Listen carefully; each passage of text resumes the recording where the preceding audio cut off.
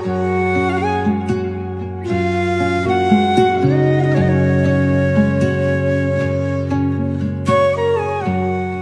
मसीह मण्डली परिवार साथै आदरणीय दर्शकवृन्द, आज मैले घोर अन्धकारमा भएर जाँदा भन्ने विषयमा एउटा वचन लिएर आएको छु र म उत्पत्तिको पुस्तक 15 अध्यायको 12 पद, 17 पद, 18 पद पढेर आजको वचनको थालनी गर्न चाहन्छु।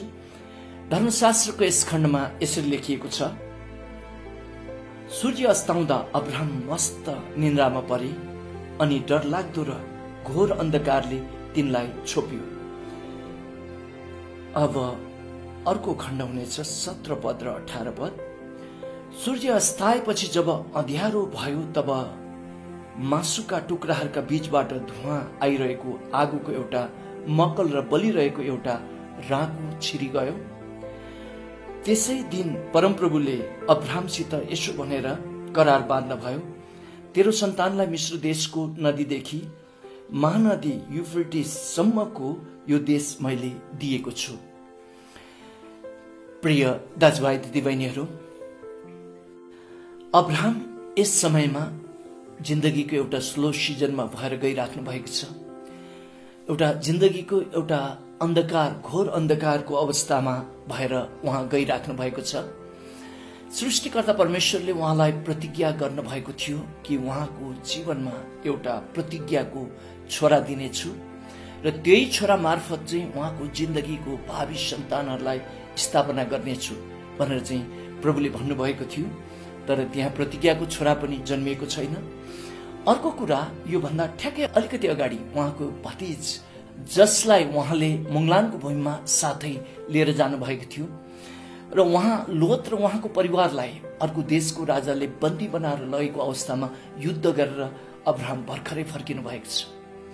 र यो अवस्थामा परमप्रभु परमेश्वरले अब्राहमलाई बोलाउनु भएर उहाँले यो एउटा करार बाँध्दै हुनुहुन्छ र करार बाँधिने समयमा चाहिँ यो एउटा एकदम घोर अन्धकारको समय छ र उहाँ मस्त निन्द्रामा अब्राहमलाई परमप्रभु परमेश्वरले पार्नु भएको छ।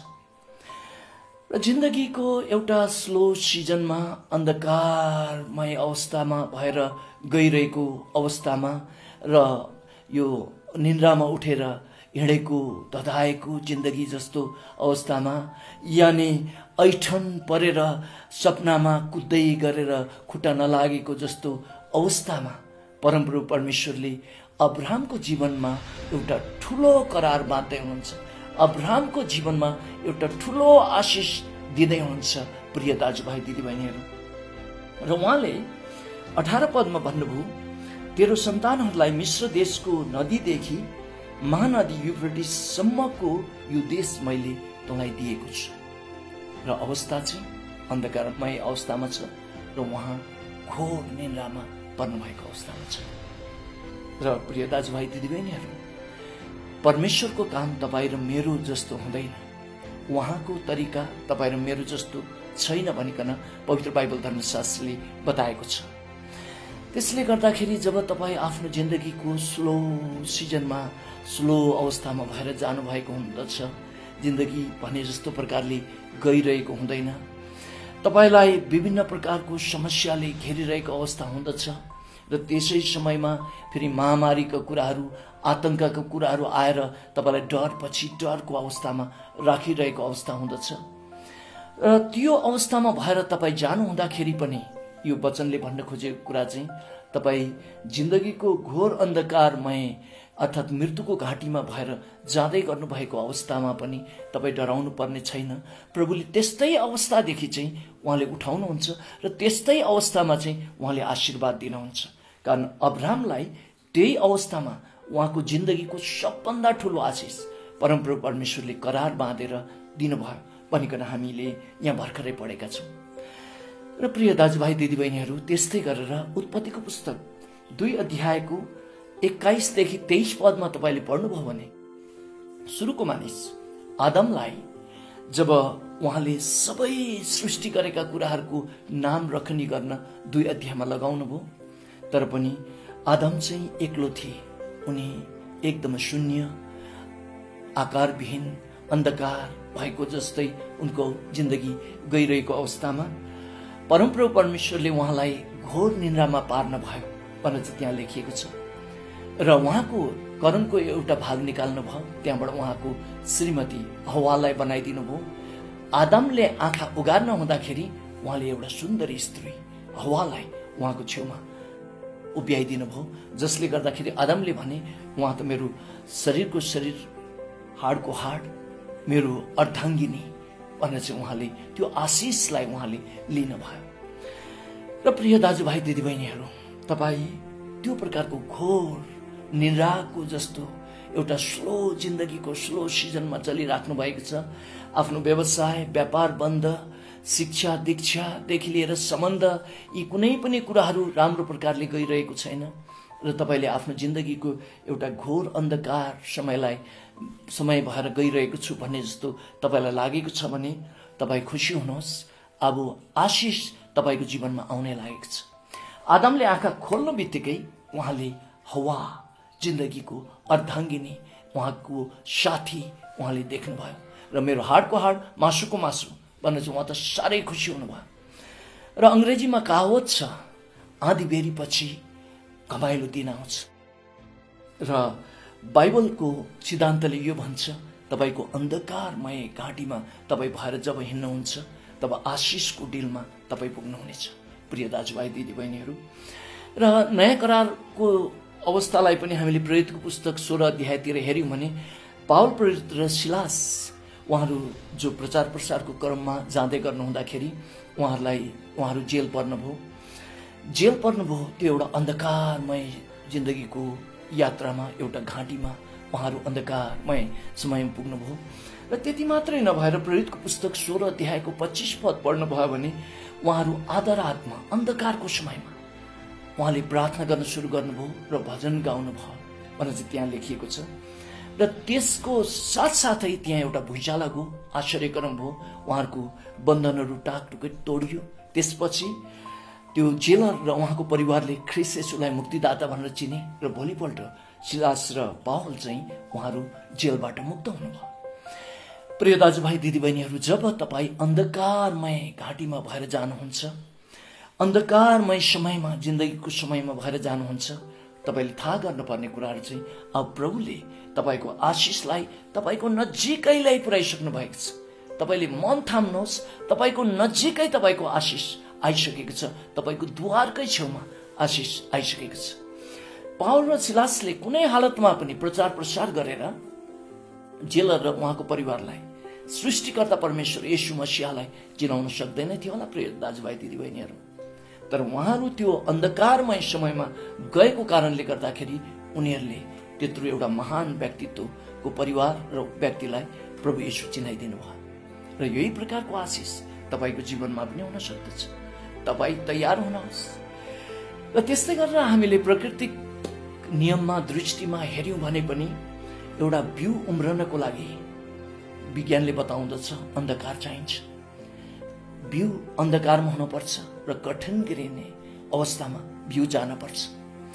र त्यो कठिन गिरिने अवस्थामा र अन्धकार जब बिउले पाउँदछ त्यस समयमा मात्रै उसले जरा जमिनमा हाल्दछ अनि उसले पातहरू माथि फ्याँक्दछ र पछि गएर फूल फुल्छ र अन्नपातहरू जीवन दिने फलहरू फलाउँदछ। र एउटा बिउ उम्रनको लागि अन्धकार ठाउँ चाहिँदछ, कठिन गिरिने ठाउँ चाहिँदछ। भने जस्तै तपाईँ र म आशिषको भागीदारी हुनको लागि पनि तपाईँ र म त्यो अन्धकारमय अवस्था भएर जिन्दगीमा जानै पर्छ। तपाईँले उत्पत्तिदेखि प्रकाशको पुस्तकसम्म परमेश्वरको धर्मशास्त्रमा पढ्नुहोस्, बाइबल धर्मशास्त्रमा पढ्नुहोस्, तपाईँले यही कुरा देख्नुहुन्छ। र तपाईँको अन्धकारमय समय चाहिँ तपाईँको नराम्रो समय भनेर बाइबल धर्मशास्त्रले बताउँदैन। तर तपाईँ त्यसमा त एकदमै खुसी साथ त्यसलाई लिनुपर्छ र त्यो पछि तपाईँको पखेटाहरू पलाउनेछ। प्रियहरू, तपाईँलाई प्रभुले त्यो जमिनबाट अब आकाश चिने अवस्थामा आशिषको मूलहरूमा तपाईँलाई पुर्याउनु हुनेछ। र उदाहरण लिउँ एउटा झुसुलेको। झुसुलेले प्रार्थना गरेछ अरे, प्रभु यो चराचुरुङ्गीहरू जस्तै म पनि त उड्न पाए हुन्थ्यो भनेर चाहिँ उसले प्रार्थना गरेछ। र झुसुले त बिस्तारै परिवर्तन हुँदा हुँदै ऊ त लार्वादेखि प्युपामा भएछ, प्युपामा अवस्थामा पुगेछ। प्युपा अवस्थामा पुग्दाखेरि त झुसुले त बन्द भएछ एउटा गुणमा, त्यस पछाडि उँधो मुन्टे भएछ र झुसुले त विचार गर्न थालेछ, मैले त प्रभुलाई म त चरा जस्तो नै उड्न पाऊँ भनेर त्यस्तो कुरा पो मागेको थिएँ। प्रभुले त मलाई के गरिदिनु भयो, मलाई त एउटा अँध्यारो कोठामा बन्द गरिदिनु भयो, त्यसपछि मलाई त ओह्रालो झुन्डाइदिनु भयो भनेर चाहिँ त्यो झुसुले प्युपा अवस्थामा हुँदाखेरि त्यो उसले सम्झिन सक्ला। तर त्यो अँध्यारो अवस्थामा ऊ बन्दी भएपछि प्रिय दाजुभाइ दिदीबहिनीहरू, उसको सोचभन्दा ऊ उल्टो फर्केर झुन्डिनु परे पछाडि उसको बिस्तारै समय आउँदै जान्छ। उसको शरीरमा त्यो पखेटा पलाउँदै पलाउँदै पलाउँदै पलाउँदै जाँदछ र ऊ त एउटा सुन्दर पुतलीमा ऊ परिणत हुन्छ। र एक दिन उसमा सामर्थ्य आउँछ, परमेश्वरले सामर्थ्य दिनुहुन्छ। उसले माराक मुरुक पाराक पुरुक पारेर त्यो प्युपाको गुणबाट त्यो अँध्यारो कोठाबाट बाहिर निक्लिन्छ। त्यसपछि त ऊ आकाशमा चरा जस्तो नै, यानि फुलहरूमा एउटा चरी जस्तो नै ऊ उड्न सुरु गर्दछ र उसले त्यो आशिषको समय महसुस गर्दछ।